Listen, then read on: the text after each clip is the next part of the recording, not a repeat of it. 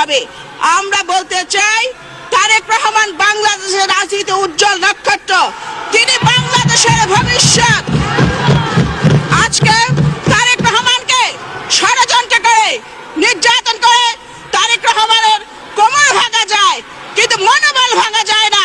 ক্ষমতার জোরে তাকে বন্দী রাখা যায়, কিন্তু পরাজিত করা যায় না। তিনি আজকে অসুস্থ, সুস্থ হবার সাথে সাথে তিনি বাংলার মাটিতে ফিরবেন। কোন বাধা, কোন হুমকি, কোন মামলা তারেক রহমানের দেশে ফিরে আসাকে ঠেকাতে পারবে না ইনশাআল্লাহ।